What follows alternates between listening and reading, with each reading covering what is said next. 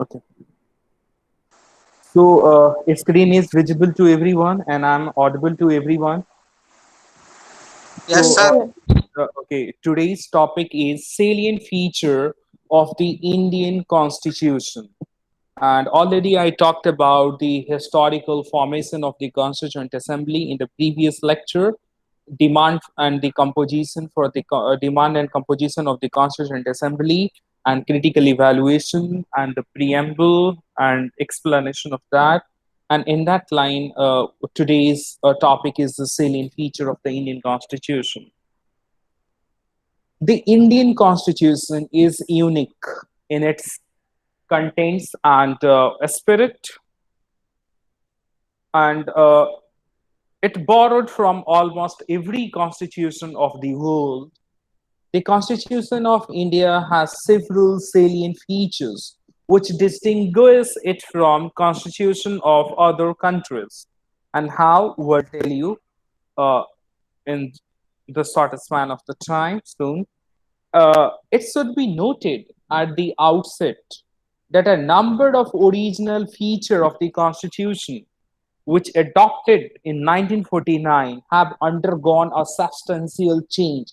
When the Constitution was adopted for the first time in 1949 on 26th November, uh, from that to now, it has gone through a lot of changes, substantial change on account of several amendments, particularly the 7th Amendment Act, 42nd, 44th, 73rd, 74th, and 97th Amendment. So, if we'll talk about in terms of the 42nd Amendment Act of 1976, which is known as a mini constitution. Why? Due to the important and the large number of the changes made by the government in various parts of the constitution. So a major changes has come by the 42nd Amendment of 1976. So in the context of the Keswananda Bharti case of 1973, Supreme Court ruled that the constituent power of Parliament under Article 368 does not enable it to alter the basic structure of the Constitution. So, we'll not talk about much more details about the basic structure of the Constitution. That will be uh, covered in a separate lecture in upcoming next 7 8 lectures. So basically, this Keswananda Bharti case, in this case, Supreme Court ruled what the constituent power of the parliament is under the Article 368, which talks about the process of the amendment, is not enabled to alter. They cannot change the basic structure of the constitution. So we'll not go into much more details of the basic structure. That will be covered in the upcoming topics lecture. So today we are going to talk about the salient feature. So salient feature, just like that, the first one is the lengthiest written constitution. Already I told you earlier as well. So the constitution are classified into written and unwritten. So some of the constitutions in the world are written, like the Indian, American, and some of the constitutions in the world are unwritten. Their constitutions are unwritten. So on that line, the constitutions are classified into written, like the Constitution of United States of America, unwritten, like the British Constitution.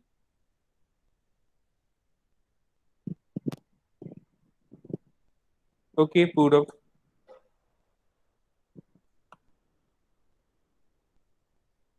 The Constitution of India is the lengthiest of all the written constitution of the world, and it is very comprehensive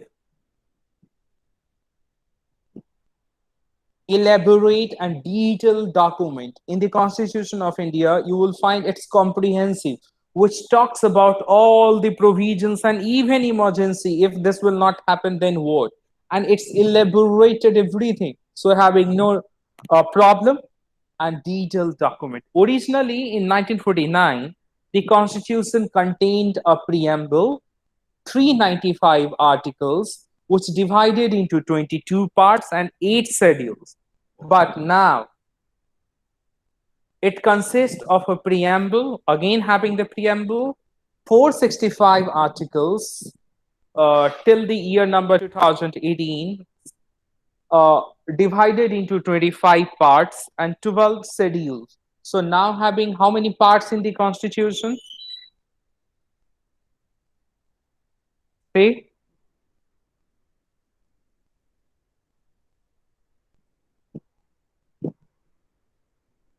25 and 12 schedules. The various amendment carried out since 1951 have deleted about 20 articles and one part, that is 7. Part 7 was deleted, and another 20 articles, and added around 90 articles. And the 4 parts like the 4A, DPSP, sorry, fundamental duties, 9A, 9B, which talks about the panchayati and the municipals, 14A, and the 4 schedules, 9, 10, 11, 12, and no other in the constitution, no other constitution in the world has gone, has so many articles and the schedules.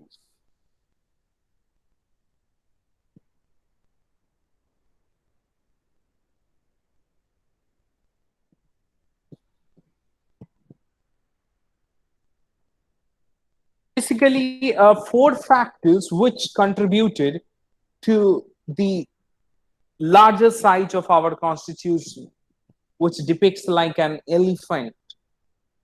The 4 factors which made this huge and bulky. Number one is a geographical factor, the vastness of the country and its diversity to maintain the unity and diversity of the nation, to safeguard the diversity. That's why it's become lengthy. Historical factors, the influence of the Government of India Act of 1935, which was also bulky. Then the third thing, the single constitution for both the center and the state. Initially, except Jammu and Kashmir, but now it's common. Then comes the dominance of legal luminaries in the Constituent Assembly, the jurists, the legal members. That's why they explained everything.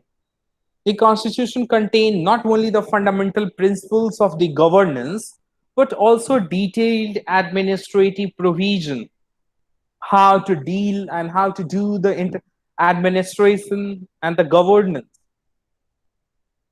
And even those matters which in other modern democratic countries have been left to the ordinary legislation, even the subject or the matter which left in other democratic countries to the ordinary legislation so they can deal with them, even they made the provisions for them and coded them, or the established political convention which is based on the tradition, and even they mentioned in the constitution.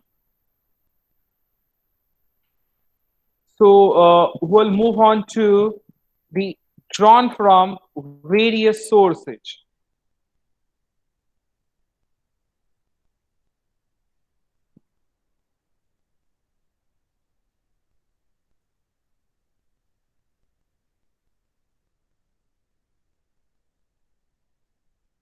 So we are going to talk about the sources of the constitution, which drawn from various sources. So, as you know, the Constitution of India has borrowed most of its provisions from the constitutions of various other countries, as well as from the Government of India Act of 1935. You know, the Dr. B.R. Ambedkar was the chairman of the drafting committee, Dr. B.R. Ambedkar proudly acclaimed that the Constitution of India has been framed after ransacking all the known constitutions of the world. They have gone through the major the constitution of the major countries. The structural part of the constitution is to a large extent. Why? Because it derived from the Government of India Act 1935. That's why. The philosophical part of the constitution, that is the fundamental rights, DPSP, directive principles of state policy, which derives their inspiration from American and the Irish constitution, and the political part of the constitution, like the principles of the cabinet and the relations with the executive and legislature, which drawn from the British constitution, and the another provisions which the drawn from the Canada, Australia, Germany, and Russia, France, South Africa, Japan, and many others. So we'll talk about in details. You can see here on the screen in the sources of the Constitution. Uh, India drawn be taken away or be took or copied the fundamental rights and the independence of judiciary. Judiciary will be independent, and judicial review, whether if any act has passed by the parliament, it is in consonance with the constitution or not, whether it is violating the constitution or not. So they can go through the process of judicial review, impeachment of the president, which refers to the process of the removal of the president over the misuse of the power, and then the removal of the Supreme Court and the High Court and the Vice President of India from their offices. All these provisions have carried out from the Constitution of the United States of America, and some of the features be carried away from the Irish Constitution, like the directive principles of a state policy, the nomination of the members to Rajya Sabha. As you know, the parliament having the two houses, Lok Sabha and the Rajya Sabha. The upper house, that is Rajya Sabha, uh, is carried out. The nomination of the member in the Rajya Sabha, 12 members are nominated. So this provision has carried out from this Irish constitution, and the method of the election of the president, the indirect election of the president in India, has carried out from this Irish constitution. So we have carried some of the things from the constitution of Canada, like the federation with a strong center. In India, having a federation, we'll talk about that, the federalism there. The two types of the federalism coming together, going together. So federation with a strong center, which carried out from Canada, vesting of residuary powers in the center. Residuary power refers to the power which has not mentioned in any schedule or any list. There are three lists: central union list, state list, and concurrent list. If any matters not assigned in these three lists, that power lies in the hand of the center. This power has also taken from copied from the Canadian Constitution. The appointment of a state governors by the center, as you know, in every state having a governor who is the representative of the central government, or this president. So they are appointed by the center, and then the advisory jurisdiction of the Supreme Court. All these things have been copied from the Canadian Constitution. So then we'll move on to another features. Sir, are you sharing any screen? Yes. It's not visible. Why?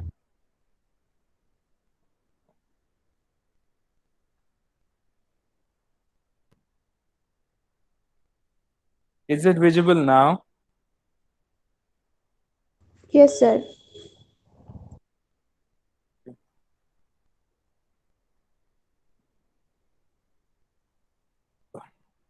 So already I briefed you about this, and then we'll move on to another thing. The Government of India Act 1935, which is the basis for the formation of our constitution.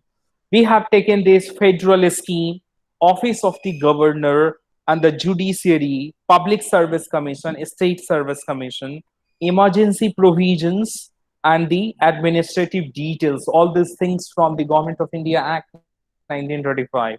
We copied some of the things from the British Constitution because we were familiar with the certain kind of the system of the government in India. In that, we copied the parliamentary system of the government and the rule of law where everyone will be equal, legislative procedure. Then comes the single citizenship. There will be the one citizenship in a nation, and the cabinet system, prerogative rights, habeas corpus, mandamus, certiorari, and prohibition. We'll talk about details in while fundamental rights. Parliamentary privileges and bicameralism, the two houses in the parliament, that is Lok Sabha and the Rajya Sabha. All these things have been copied from this British Constitution. Then comes we copied some of the things from the Constitution of Australia, like the concurrent list, where the center and the state both will make the law over the assigned subjects or the matters in the concurrent list. But whenever having the conflict over that, the law of the central government will prevail over the state government. Then the freedom of trade, commerce and intercourse, and the joint sitting of the two houses of the parliament. And who can summon the joint sitting of the two houses of the parliament? The president can summon, and it will be chaired by the speaker of the Lok Sabha. Weimar Constitution of Germany. We copied the suspension of the fundamental rights during emergency from the Constitution of Germany. Whenever having the emergency in the nation or the declaration of the emergency, the fundamental rights will be suspended. And which fundamental rights will be suspended and which not, we'll talk about in the lecture on fundamental rights. Soviet Constitution, earlier it was USSR and now known as Russia. We have taken the fundamental duties from there. And then the idea of justice, social, economic, and political in the preamble. When I explained, you must be aware about that right now. The justice, social, economic, and political, which was the part of the preamble, have taken away from there. And the last thing, we have also taken something from the Constitution of French, that is the Republic. India is a republic. Why? Because the head of the state is indirectly elected. It may be directly or indirectly in the republic. And the ideals of liberty, equality, and fraternity in the preamble. Already I explained these three terms: liberty, equality, and fraternity, which is a part of preamble taken away from the Constitution of France. Then we have taken something from the Constitution of South Africa, like the procedure for the amendment of the Constitution, which has mentioned in the Article 368. For this, we'll talk about in upcoming lecture in detail, a separate lecture on the process of amendment. Then the election of the members of Rajya Sabha. This procedure, and we have taken the procedure established by law from the Japanese Constitution. So these were some of the things which we have taken from the drawn from the various constitutions of the world, and I explained it to you. So now we'll move on to the third point, that is the blend of rigidity and flexibility. So the Constitution of India is rigid and as well as flexible as well. Why rigid and why flexible? The reason behind that, some of the portion can be amended easily and some of them cannot. So that's why blend, mixture of rigidity and flexibility. So Constitution also classified into rigid and flexible. So then the question comes, what is rigid Constitution? It is one that requires a special procedure for its amendment. So that is different and bit tough. For an example, the American Constitution is the example of this rigid, and then comes the another term, a flexible constitution. It is one that can be amended in the same manner as the ordinary laws are made. As for the example of this flexible constitution is the British constitution. But ours, the Indian constitution, is mix up of both, the blend of rigidity and flexibility, दोनों ही तरीके के। कुछ चीजों को आसानी से amendment किया जा सकता है, चेंज लाया जा सकता है, कुछ चीजों को बहुत मुश्किल। And we'll talk about that. The Constitution of India is neither rigid nor flexible, but a synthesis of both. Article 368 provides for the two types of amendment. दो तरीके से कॉन्स्टिट्यूशन का अमेंडमेंट किया जा सकता है और this regarding this has mentioned in article 368 some provision can be amended by a special majority of the parliament. So then the question comes, what is a special majority?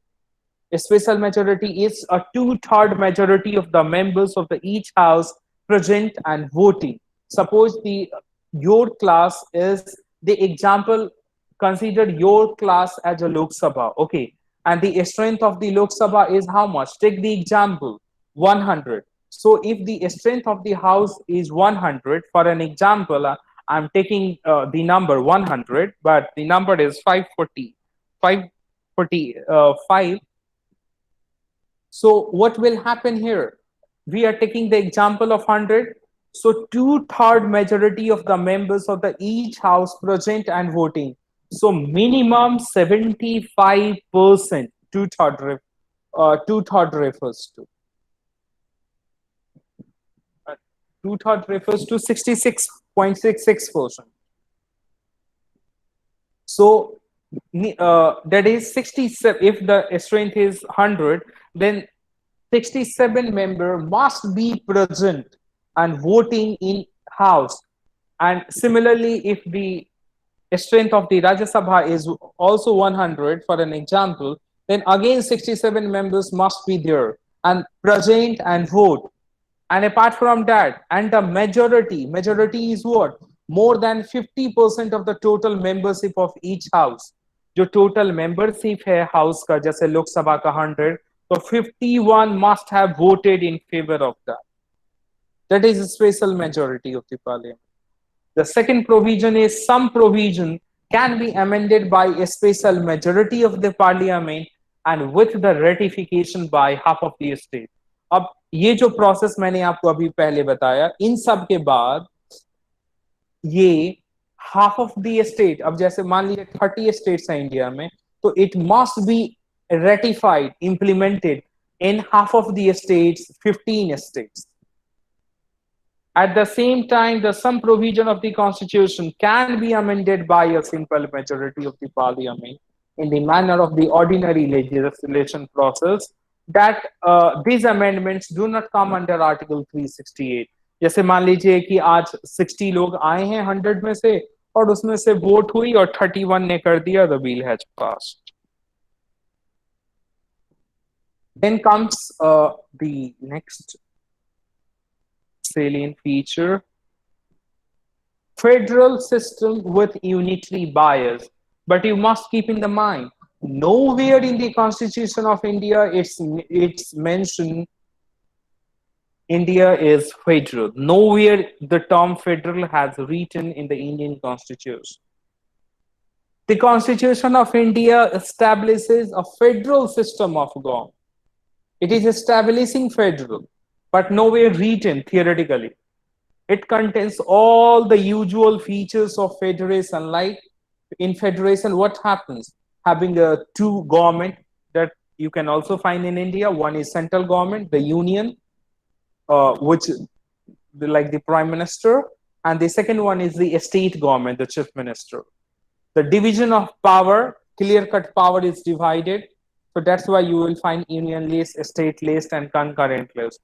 And the constitution is written, which is a feature of the federal supremacy of the constitution, and the constitution is supreme, and the rigidity of constitution, independent judiciary, and bicameralism too also.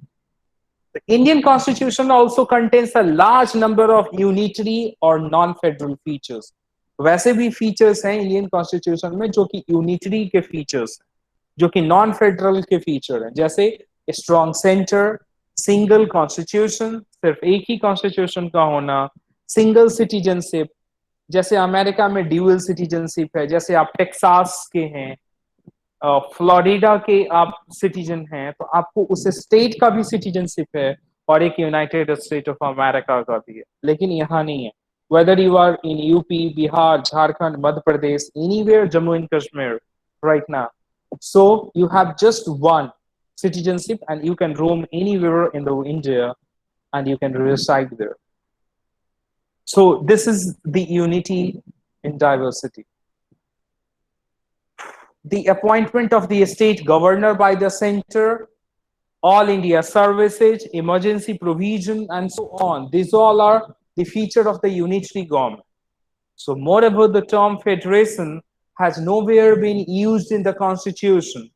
And if you will look into the Article 1, which talks about India as a union of a state. So, what? India is not a federal. What is the nature of the Indian state is the union of a state, which mentioned in the Article 1, which reads, Article 1 reads, India as a union of a state, which implies two things. The one, the Indian Federation is not the result of an agreement by a state.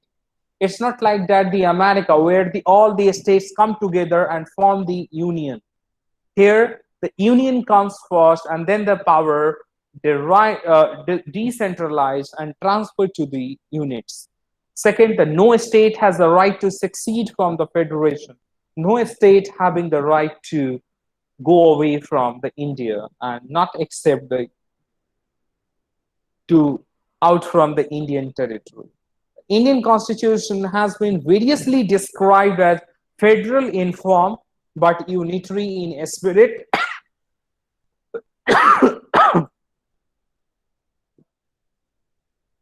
And Casey Ware said that the India is a quasi-federal. Morris Johnson stated it's a bargaining federalism where the states are bargaining with the center. Granville Austin in his book mentioned about the cooperative federalism, which is very innovative concept. We'll talk about in the upcoming units. And Argo Jennings stated it's a federation with a centralizing tendency.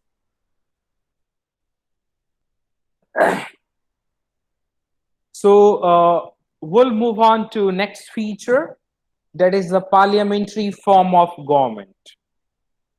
Yes, do you have any question till now or any doubt or confusion?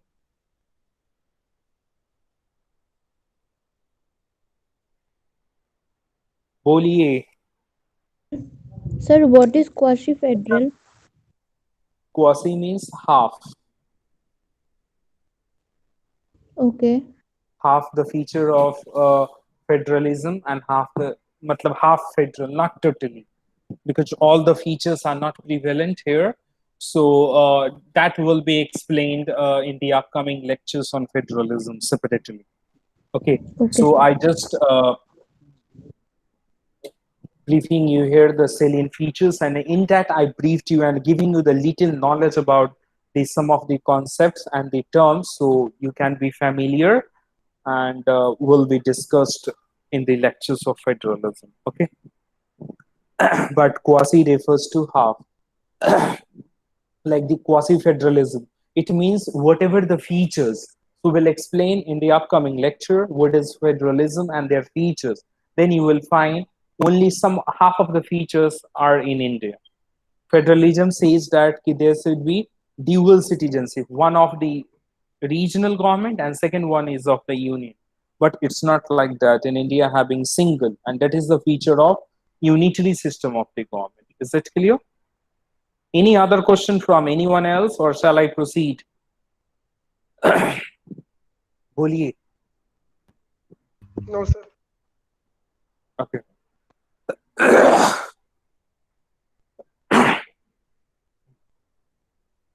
So we'll talk about the parliamentary form of government. The Constitution of India has opted for the British parliamentary system of government. Why? And why not the American presidential system of government? There must be certain factors and the reasons behind it. The parliamentary system is based on the principle of cooperation and coordination between the legislative, executive organ, while the presidential system is based on the doctrine of separation of powers between the two organs. So, in this presidential system of the government having the cooperation and coordination between the legislature and executive, but in presidential system of the government having the separation of power between the legislative and executive, both are separated. So in the presidential system of the government, ministers are not responsible to the people, they are responsible to the president. But in parliamentary system of the government, they are responsible to the house, they have to respond and answer of these certain acts. So this is the differences between them. The parliamentary system is also known as the Westminster model of the government, which is the responsible government and the cabinet government. The constitution establishes the parliament system not only at the center but also in the state. So we'll talk about the government in India, like the presence of nominal and real executives, majority party rule, whomsoever having the majority they will form the government. And the first thing I told you, the prominence of nominal and the real executive. So the nominal is whom? The president, who is the nominal, who is, all they are for the namesake, but the real power exercised by the prime minister, who is directly elected by the people. Then comes the collective responsibility of the executive to the legislature. The member of the parliament selected by the people are the ministers. So they are directly elected. They are the member of the house and they are responsible to the legislature. Membership of the ministers in the legislature. And so the ministers are the member of the house, either the Lok Sabha or the Rajya Sabha. Leadership of the prime minister or the chief minister. In the center, prime minister is the leader, prime minister is the head of the government in India. And dissolution of the lower house, that is the Lok Sabha or assembly, whenever the tenure of the 5 years got completed, so then the lower house will be dissolved before the election, whether the Lok Sabha or the legislative assembly at the state level. But Rajya Sabha cannot be dissolved, it's a continuing chamber. Similarly, the legislative council, Vidhan Parishad in a state, even though the Indian parliamentary system is largely based on the British pattern, there are some fundamental differences between the two. A lot of things, similarities are between the India and the Britain, but still you will find the differences. For an example, the Indian parliament is not a sovereign body like the British parliament. The Indian state has an elected head, that is the republic, while the British parliament, British state has hereditary head, monarchy, the crown, the prince, the queen. She is the head of the state. So India is the republic because of the elected head, whether it's directed or indirect, but Britain is not. In a parliamentary system, whether in India or Britain, the role of the prime minister has become so significant and crucial that the political scientists like to call it a prime ministerial government. So we'll move on to the next question, the next feature of the Indian Constitution, that is the synthesis of parliamentary sovereignty and judicial supremacy. And already I explained it to you, the sovereignty, while explaining the preamble. So we'll focus here on the synthesis of parliamentary sovereignty and judicial supremacy. The doctrine of sovereignty. Sovereignty refers to what? Yes, can any one of you tell me what do you mean by sovereignty? Already I explained it to you. Sir, absolute power or the supreme power. Okay. free from inside and outside. Anyone else? Okay. The doctrine of sovereignty of parliament is associated with the British parliament, while the principle of judicial supremacy, having the supreme judiciary, is with that of the American Supreme Court. As you know, in India, the highest appeal you can do in the court is where? The Supreme Court. If you are not satisfied with the judgment of the lower court and the high court, then you can approach to the Supreme Court. We'll talk about the power functions in upcoming the about the Supreme Court. So these two things have taken away from the two different countries. Sovereignty of the parliament from which is associated with the British Parliament, and judicial supremacy is associated with even American Supreme Court. Just as the Indian parliamentary system, which differs from the British system, the scope of judicial review power of the Supreme Court in India is narrower than that of what exists in the US. In India, having the narrow, limited power of the Supreme Court for the judicial review in comparison to America. That is why, because the American Constitution provides the due process of law against the procedure established by law contained in the Indian Constitution, Article 21. So, the framer of the Indian Constitution have preferred a proper synthesis. Synthesis means the combination of both, the balance between both, between the British principle of parliamentary sovereignty and the American principle of judicial supremacy. The Supreme Court, on the one hand, can declare the parliamentarian laws as unconstitutional through its power on judicial review. Suppose these Lok Sabha and Rajya Sabha have passed a bill, okay, and before enacting as an act, it will come for the judicial review and a scrutiny. They will check. Their task is only to check whether the new act, the new bill which has passed, which is going to become an act, whether it is in consonance with the Constitution or not, whether it is in parity with the Constitution. It is not going to violate the other provisions of the Constitution, which is the basic structure. So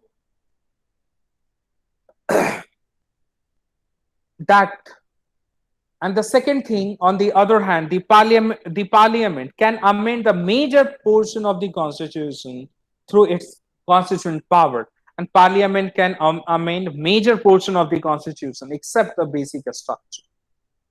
So we'll move on to the next salient feature, that is integrated and independent judiciary. Integrated how? The system of judiciary is interconnected, having a proper channel.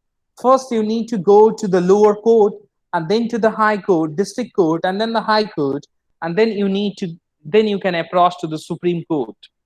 And some of the matters can be directly approached to the Supreme Court. We'll talk about that.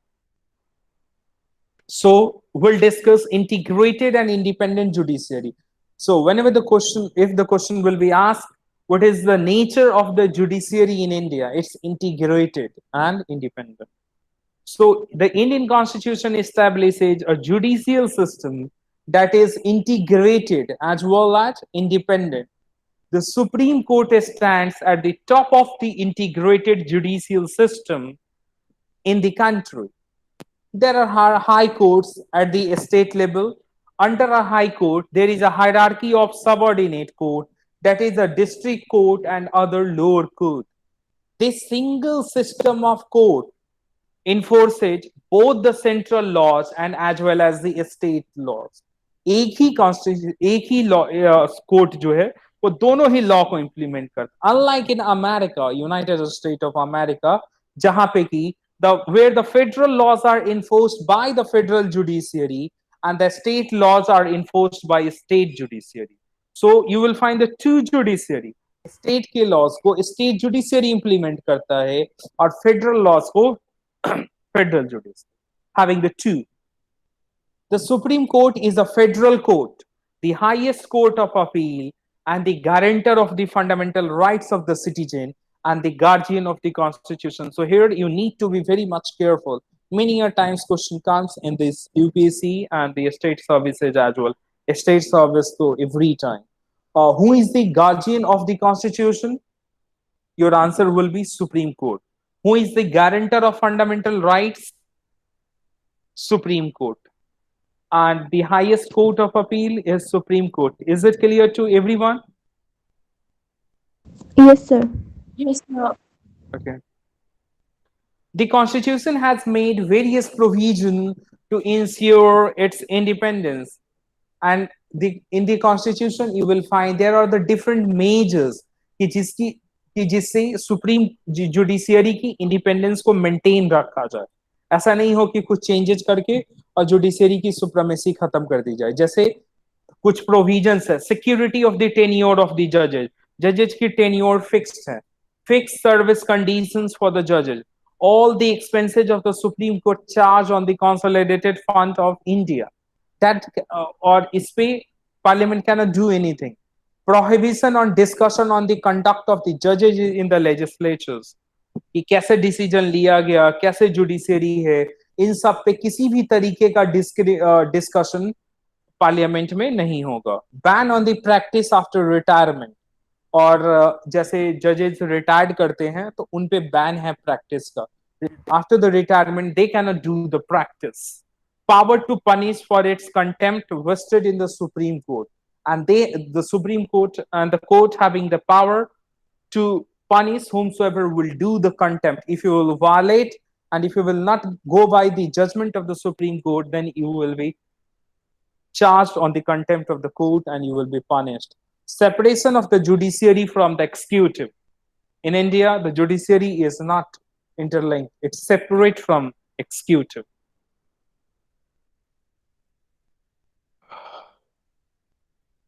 Is it clear? Any question over this? No, sir. Okay. So, shall I continue or stop here?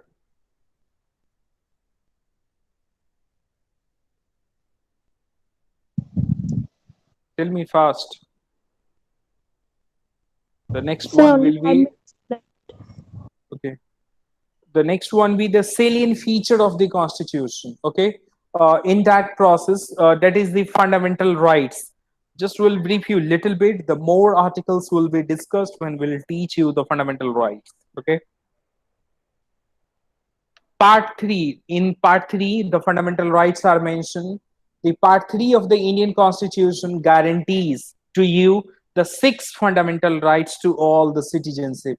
They are categorized in the 6 categories. The number 1 is right to equality, which has mentioned in the Article 14 to 18 here, which guarantees you the equality. Then the second is right to freedom, which mentioned in Article 19 to 22. Then the third is right against exploitation. No one can exploit you, which has mentioned in the Article 23 and 24. Then comes the right to freedom of religion. You have freedom for your religion, which has mentioned in the Article 25 to 28. Then the cultural and educational right. You have the right to preserve your culture and attain the and administer the educational institutions, which has mentioned by the minorities, which has mentioned in the Article 29 and 30, part of the fundamental rights. And the sixth, right to constitutional remedies, Article 32. And by this provision, you can directly approach to the Supreme Court if your fundamental rights are violated directly without going following the channel of the lower subordinate courts then to the high court. You can directly approach. And by the provision of Article 226, you can directly approach to the high court. So the fundamental rights are meant for promoting the idea of political democracy. This is promoting the idea of political democracy. They operate as limitations on tyranny of the executive.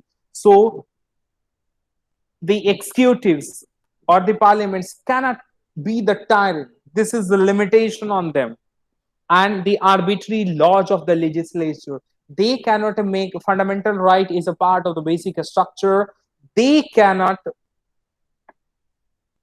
make any law or the change the fundamental rights which is arbitrary to it, and they are justiciable. Fundamental rights are justiciable in the nature, which means you can, it is available to the people, and if not, and if it's violated, you can approach to the court. And why justiciable in nature? Because they are enforceable by the courts for the violation. If your fundamental rights are violated, you can approach to the court, and the court will safeguard. This is the duty of the state to safeguard your fundamental rights. The aggrieved person can directly go to the Supreme Court. Aggrieved person, whomsoever the fundamental rights are violated, the victim can directly go to the Supreme Court, which can issue the writs. And in that process, the Supreme Court can issue the writs like the habeas corpus, having the five writs: mandamus, prohibition, certiorari, and quo warranto, for the restoration of his rights, to restore the fundamental rights of these certain individuals. We'll talk about all those things in details while delivering the lecture on fundamental rights. Fundamental rights are not absolute, subject to reasonable restrictions, and also having certain restrictions to this. And they are not sacrosanct and can be curtailed or repealed by the parliament through a constitutional amendment act. So, which can and how we'll talk about in the lecture on fundamental rights. They can also be suspended during the operation of a national emergency. Whenever there will be emergency, national emergency, only national emergency, then the fundamental rights can be suspended, except the rights guarantees under the Article 20 and 21. All the fundamental, so other fundamental rights can be suspended during the time of national emergency, but the fundamental rights mentioned in the Article 20 and 21 cannot be suspended even at the time of the uh, national emergency. So already I explained you the nine salient features of the Indian Constitution, and we'll stop the lecture here. And tomorrow we'll continue with the other salient features of the Indian Constitution, like DPSP, fundamental duty, just secular states, and many more. I will explain you. Uh,